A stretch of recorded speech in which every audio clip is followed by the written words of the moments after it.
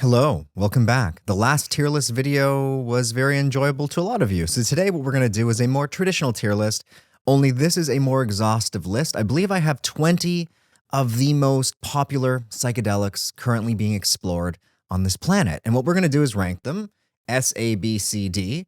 And this time it's not going to be in such a straightforward order. I'm just going to pick a random one and then we're going to show where it lands on the list so it's more exciting for you guys watching. Now, this is obviously not the most exhaustive list possible, but I have selected what I believe to be the most common ones. I'm aware I'm missing a ton. A lot of you guys don't realize this, but there's actually thousands of active psychedelic compounds. Like, it's mind-blowing how many analogs they're creating, sometimes every day. So it was rather challenging to just, sift through the most popular ones, but I believe this is an accurate list. It's even a little exhaustive. Like, it's not exhaustive, but it's a little exhaustive. For example, you've got both peyote and San Pedro, but there actually is a difference in the active alkaloid content, which I think denotes them both having their own listing. Anyway, without further ado, let's get into the top psychedelic tier list.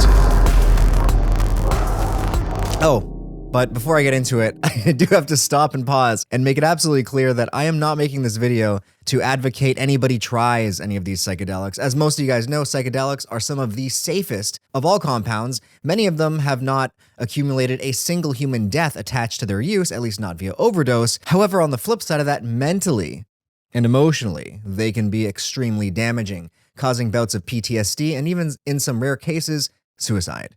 So these substances are not to be messed with. You must research fully for days even before you even attempt embarking on your quest to explore any one of these elusive compounds. And as always, the best form of harm reduction is abstinence. So I'm not making this list to entice any of you guys to jump into the boat with me here and take all of these substances. Oh no. Instead, we're going to go through it and I'm going to point out the certain safety features, the pros and the cons of each one as we go through the list to better educate you guys. So if you do go against my advice and decide to try one of these compounds, you are educated, and education is, I think, the best form of harm reduction besides abstinence. All right, let's jump into this. So let's pick a random one. Where do my eyes go first? Let's see. DPT. Now, DPT is a substance that is used in some churches. It's called the Church of Light, and they use it as their holy sacrament. It is an orally ingested compound. Molecularly speaking, it's very similar to DMT. Here, let's throw them beside each other.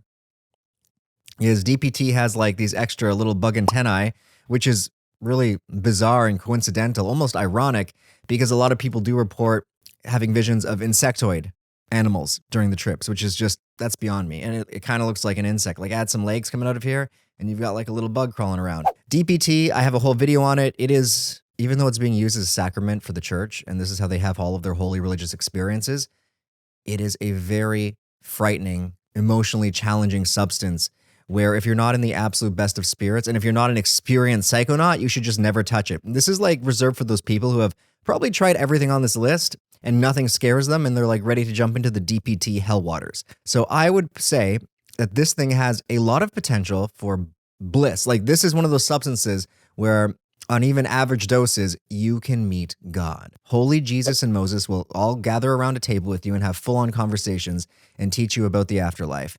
However, it has a lot of dangers. I don't necessarily think it's physically that dangerous. There is an overdose potential, but you'd have to take so much. But it's just so emotionally challenging where it would be an S tier. I'm going to have to plop it down in C. Why is it one beneath the bottom? Just because of the enhanced risk. I believe all the risk, meaning it's likely to cause very eerie, horrific experiences for a lot of people, that risk totally nullifies a lot of the reward, in my opinion. The problem is, no risk, no reward. If it wasn't for, all these people posting terrifying trips with it online, it could easily be an S or an A. So yeah, just take that as you will. Let's move on to 4-acetoxy-MET.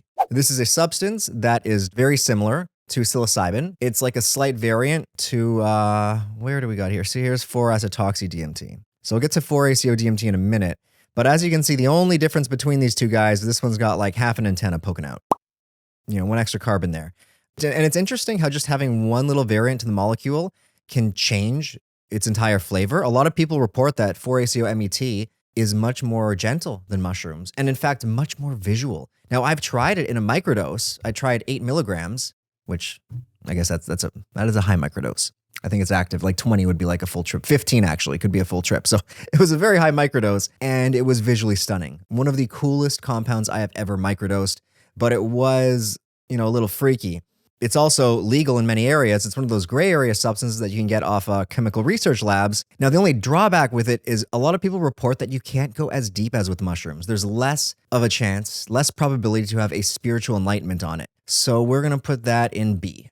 I think it's right in the middle. If you just want some eye candy, it's a safe bet. But if you really want to go deep, and if you ask me, there's no point to taking psychedelics unless ultimately you want to go deep and have those life-changing experiences, this probably wouldn't be the way to go. Next up, let's do 2CE. Now, 2CE is part of these, as you can see, 2C substances. We got 3 of them listed here. 2CE is a phenethylamine compound. Molecularly speaking, it's similar to dopamine, and phenethylamines, more so than tryptamines, are supposed to elicit a dopaminergic response, meaning they cause more energy. Makes sense, right? Dopamine energy. Than a lot of the other psychedelics, and unfortunately, a lot of them have more of a body load for some people. All 3 of these are actually very different, even though they look so similar. But just speaking of 2CE, 2CE is known as being one of those compounds that has the most relative body to mental high, meaning for some substances, like mentally, you're on another planet, but your body feels relatively normal. 2CE, your body high, like tingles, sensations in your body, is supposed to be proportional to the psychedelic high. And this substance does have a lot of potential to go pretty deep, but I've read a lot of people having uncomfortable body sensations. Some people saying it's even too intense for them. Now, I have never tried it, so it's hard for me to rate this one, but I'm going to say this is more like, it's on the same rung as 4-ACU-MET. It's mid-tier. Let's jump over to 2CI next. Now, the primary difference between these two is 2CI has the potential to go deep. People have claimed that a good dose of 2CI was indistinguishable from a good acid trip. Now, for something to have the potential to go this deep, LSD, oh my God, people have solved problems on LSD. Like, you've heard me go off about LSD so long, so I'm going to shut the F up about it. But just for the fact that it has that potential, I think it has to be an A class. Anything that can go as deep as LSD is definitely A tier, if you ask me. Now, what stops it from being S tier is, again, with these phenethylamines, there's generally more of a concern of body discomfort, like uncomfortable nausea or just feeling really weird in your skin, and I believe that is attached to this one. Now, I also want to preface this list by saying this is totally subjective to both my research, my knowledge, and my own personal experiences. Psychedelics are those compounds that vary so dramatically depending on the person. One person might get no body load on mushrooms and feel in bliss, and the next person might be over their toilet the whole time vomiting. You need, different enzymes. Some people are higher or lower in some, which can totally change the way certain drugs feel, or the potency or lack thereof. If you have a certain enzyme or a lacking of it, and that's needed in order to, feel the effect of a certain drug, you might not feel it without that. And there's really no way to know. There are certain tests people can do if they're trying to administer specific drugs to see if you do have the right enzyme for it to be effective or not. But ultimately, there's no enzyme test for like mescaline. Let's move on to mescaline. Mescaline is the active ingredient in San Pedro, one of the active ones, and peyote. However, we're just talking about mescaline hydrochloride, which can be extracted from either of the cacti, or it can be made in a lab, the full synthetic route. Now, I do have a fair amount of experience with mescaline hydrochloride, and those experiences were mind-blowing. It has a very unique warm body high, not too dissimilar to MDMA, minus the vasoconstriction, so your penis actually works, which can make sex mind-blowing on it. And it has the potential to go so deep. Like, I felt like I was traversing different planets. It was such a profound trip for me. Mescaline was, I instantly understood why a lot of, old school trippers say mescaline is the only way to fly. I get it. It was blissful. And the problem with it is not many people make it because you need a very high amount to have strong effects. I took 400 or 450 milligrams and it was like $100 for a gram. So a gram would give you 2 doses. So it's very rare to find mescaline hydrochloride these days. Sometimes there's periods where you can't get it anywhere, and you really do need to know the right places to look, right? The other thing I haven't touched on is visually, it was stunning. Like LSD has a lot of distortion to the effects. Mushrooms got that waviness, and sometimes I would get like patterns overlaying things, but things had a sense of like fogginess. Mescaline had clear distortions, and it was almost like stained glass looking. It was mesmerizing. Mescaline is S tier. Let's move on to 2CB to compare. Now, 2CB, I have stated, is kind of like a synthetic version of mescaline. To me, it has a lot of the same body feeling, 2CB once was sold in sex shops under the name Eros, and it was an erotic enhancer. And this is why it can make sex phenomenal, because your skin feels extra sensitive and tingly. But visually speaking, you need a lot. For me, at least. Like, some people say they need a little bit, but I would need like an extraordinary dose, like double the recommended average dose to get average visuals from it. So for me, it wasn't very visual, and it often was accompanied by this upset stomach feeling that was a lot to handle. And I don't know, I have like a love-hate relationship with 2CB. People claim it's the beginner psychedelic. It's also had a history of being used in therapy. So I do have to say it's A tier just because of its popularity and how much people love it. Let's move on to ayahuasca. Ayahuasca is a mix of N,N-dimethyltryptamine and Harmala alkaloids, monoamine oxidase inhibitors. Commonly, well, the most traditional way is with the B-Cappy vine and chacruna, which has the DMT. B-Cappy has the MAOI. And you guys all know about this. I don't want to go off. It's eaten in the rainforest. You got to be careful. You can't mix it with SSRIs or you get serotonin syndrome and die. You can't mix it with stimulants. There are some dangers attached to its use, but a lot of people have completely mind-expanding, life-changing experiences on Miss Ayahuasca, which means it has to be an S tier. I haven't had the best ones personally, but I'm just going off what, most people would say. This list is my list. This is my psychedelic tier list. Hawaiian baby woodrose seeds. I have one of my first, might have actually been my first trip report was on these. Now, these are seeds that contain LSA. It's a lysergamide, similar to LSD, but it's actually a naturally occurring lysergamide. And it also has, I think it was maybe 15 or 20 other lysergic compounds in it. Now, the main problem with the seeds is, one, you don't know how potent they are. A lot of people get either super potent seeds or not potent seeds. And there's some cyanide in the husks, I believe. And the right way to take it is you've got to carefully peel the husks off and then just ingest what's inside it. Now, when I did it, I did an acetone extraction and I did 25 seeds worth. When the normal dose is 5, I did 25 and it shot me to another planet. Highly suggest you guys all check out the trip report over here. It was one of the most crazy experiences of my life. The worst part, though, was the bronchial constriction. In high doses, it makes your throat feel like it's closing, making breathing labored to say the least. Because of the physical discomfort, the visuals too, I saw like fireworks going off, so many tracers. If it wasn't for that body discomfort, the cyanide and bronchial constriction, I'd throw this at S tier, but because of that, it has to be a B. It's almost B is too generous. Like, do I want to put it in the same realm as 2C? I feel like it has to be, but proceed with caution. They're also legal, so proceed with caution. Let's move on to DOM. Other similar compounds would be DOB or DOC. These are the amphetamine-based psychedelics. Very popular back in the, I think, 70s and 80s, maybe even 90s, where people would say they got DOMed, which would mean they were sold a tab of LSD, what they thought was LSD, but it was actually DOM. And now DOM is active in 5 milligrams, so you need a big tab for that. So LSD tabs might be this big. DOM tabs are like this big. But people who had never taken acid before, they thought, oh, it's just a big piece of paper. They didn't know the difference, and they would take this stuff, and it's uniquely identified with its long duration. Trips could last anywhere from 10 to 20 hours. 12 to 16 hours is what this site is saying. So yeah, almost double what LSD lasts. A lot of people would be like, oh shit, I got DOMed when their trip lasted a long time. And it's not going to be as deep unless you take higher doses, but there are reports of people needing limb amputations on higher doses because of the extreme vasoconstriction, almost making it like, don't effing touch this stuff. And now these days, you never hear about people selling this one. It's just, I feel like it's one of those failed substances where like it could have been good if it didn't have all these negative side effects. So I am actually going to throw that in D. Yeah. That is like bottom tier. Like, you don't want to have your limbs amputated, okay? Let's keep that guy down there. Moving on to salvia. Salvia is an atypical psychedelic, but its formal classification is debated. Now, this is a funny-looking molecule. There was a time on YouTube, like over 10 years ago, where it was the thing to do to dose your friends with salvia, because you could get this legally in smoke shops. I used to buy it at this place called Rock Universe that sold clothing. Why they also sold salvia, I have no idea. And people would film themselves giving it to their friends. They would tell them, oh, it's kind of like weed, and it is nothing like weed. It is insanely intense. The intensity of salvia rivals DMT, but the effects are so twisted and distorted, and like people would describe feeling like they were sitting on the ceiling. Their sense of up and down got ripped from them. It felt like they merged into the floor, and there's this really cool art by this guy called Salvia Droid. And this art really does encompass the salvia experience. This is what it feels like. Look at these pictures. That's salvia. Like, it looks really cool, but it has a lot of dysphoria attached to it. Like, people don't feel good. On DMT, there's this warmth that washes over you, and you feel like you're just surrounded by love and filled with love.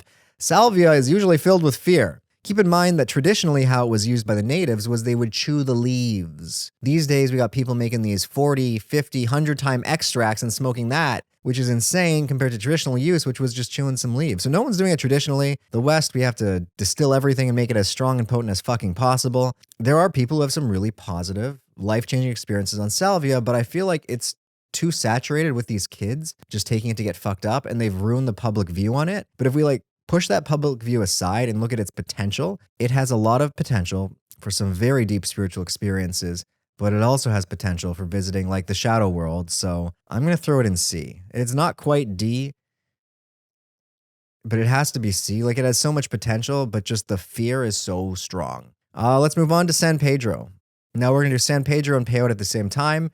Peyote and San Pedro are both cacti that contain mescaline as their active alkaloid, as well as peyote has, I think, up to 40 other active alkaloids. San Pedro doesn't have as many, and the fact that peyote has all these other additional alkaloids makes the experience a little bit different than San Pedro. A lot of people say that peyote is the preferred one, but San Pedro goes everywhere. You can get these giant San Pedro cactuses, but peyote, it's very rare, and it's been kind of poached to death with, Westerners just trying to get a buzz, and a lot of people are protecting it, and it's actually really hard to get your hands on it. But both of these are going to have very similar experiences. The main problem I've seen with San Pedro is people not knowing how to prepare it properly and just being underwhelmed. But I've had, if you watch my video, Most Wachuma is San Pedro, I had a very insane, intense experience with it. So it just depends on who's preparing it and how much you take, but it is phenomenal.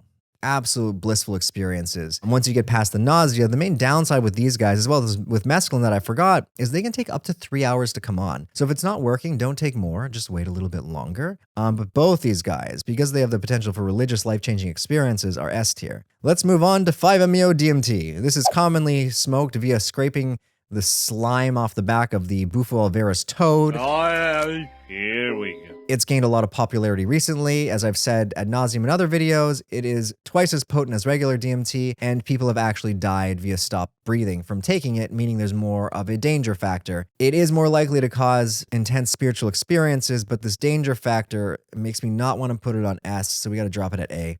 DMT. Do I really got to talk about DMT? That stands for N,N-dimethyltryptamine. This is the OG compound that Mr. Joe Rogan has popularized. This is one of my all-time top substances because of the insane otherworldly experiences I've had on it, where I felt like I had all the answers to this universe. Absolute S tier. Mushrooms. There's a big debate. Mushrooms versus acid. People are always saying, what do you like better, mushrooms or acid? And it seems you either fall into one of two camps. Either people love acid, and they don't feel very scared on it. Well, I mean, they can, but they prefer it because they have better history of experiences on it, or it's the opposite, and they love mushrooms, and they're like, oh, LSD is kind of freaky to me. And it's very strange to me how people fall into one of those two camps. It's very rare to find a person who loves LSD and mushrooms equally. I'm the acid guy. Maybe it's just the way that I'm cognitively built. I don't know. But with mushrooms, I don't want to be redundant with this video. Again, insane spiritual experiences. It's one of the old OG substances. Molecularly, it contains psilocybin, which converts into psilocin in the body, baeocystin, norbaeocystin. It is an insane substance, which obviously has to be S tier. Let's move on to methylescalin. And for this one, I think we would also include escalin, proscaline, allele-escalin, all of those mescaline analogs. Actually, they're all different. In fact, methylescalin, in terms of the analogs, is claimed to be the most similar to mescaline, visually speaking. A lot of people do report a lot of nausea with it. They say more nausea. Again, mileage varies because you get a shit ton of nausea on mescaline to begin with, like where you puke. Like, I can't imagine this one being more nauseating. I actually have this one. I haven't tried it yet. Been saving it for a video at some point. It has the potential. Out of all the analogs, actually, methylescalin has the potential to go really deep. But due to lack of research and not a lot of people know about it, I think it has to sit in B. Let's move on to LSD. We're not even going to talk about it, just S tier. You guys hear me talk about this so much. 4-ACO-DMT. This is a prodrug of psilocin. There actually have been studies where they substituted real psilocybin with 4-acetoxy-DMT, and they found the exact same results because both of them convert into psilocin, 4-hydroxy-DMT in the body. And the kicker with this one is it's still legal in Canada and the States. You can get on those gray area chemical research websites, meaning you can buy synthetic mushrooms. That's what it is. People do claim that the experience is a little different, and I agree with them. And that's because when you consume mushrooms, there's baeocystin, norbaeocystin, there's even some other alkaloids in there, which do change. It's a different cocktail of a mix, which change the flavor of the experience. So it's a little different, but it does have all that potential to go really deep. But some people do say that it's a little scarier, and I have to put it on A tier, even though it has just as much potential as mushrooms. Like, it converts into mushrooms. It is a prodrug. I think it's A tier just because a lot of people don't know how to dose it properly. So it's only A tier because people don't get the dose right. I think they end up taking too much and it scares the shit out of them. So let's go on to 1P LSD. So this includes all LSD analogs. Again, a lot of these are legal in a lot of places. They tweak the molecule a little bit and they get, again, a prodrug, which converts to LSD in the body. The difference between them is they're often not as potent as traditional LSD, with the exception of things like ethlad, and 1CP LSD might be just as potent. But most of them are less potent. Sometimes you need twice as much for the same effect, but they're basically like taking acid. And I want to put them on S. It's between S and A. It's hard to put them all on S because not all the analogs are the best, but I would throw 1P LSD, and 1CP LSD. Those would probably be S, but we'll just drop it at A because it's encompassing all the analogs and not all of them are worth taking. And last but not least, 25I NBOMe, which also encapsulates 25C NBOMe, 25B NBOMe, all those N-bombs. This is the substance that I'm always warning people about. It is very cheap for dealers to buy, and it can be sold on the same size blotter as acid, and people sell it as acid. And then a lot of people have their first LSD experience and they didn't test their tabs and they got N-bombed. As little as 2 tabs have been enough to kill some individuals. Other people have taken like 5 or more and they've been fine. But you got to keep in mind, if you think you have acid and you actually have N-bomb, and you're like, oh, I could take like 20 tabs of acid and be safe, and you take an exuberant dose of this, you'd be walking straight into your grave. So this is why you need something like the Ehrlich reagent to always test your tabs, to test for dangerous imposters, such as these. And this is absolute D, bottom of the rank tier. The danger and the fact that people sell it, mistaking it for something else, I don't care about the effects. That is garbage. Anyway, hope you guys all enjoyed this video, and I hope you learned something. This has been the psychedelic tier list. If you haven't already, head on over to our shop, psychsubstance.shop. I'm hot, and pick up your very own trip blanket. We still have some stock available. If you enjoyed these videos, you can also watch the uncensored ones on our Patreon. I love all you patrons who've been supporting me. You guys keep us going. And don't forget to leave a comment for the algorithm, subscribe, and I will see you all in the next video. Cheers.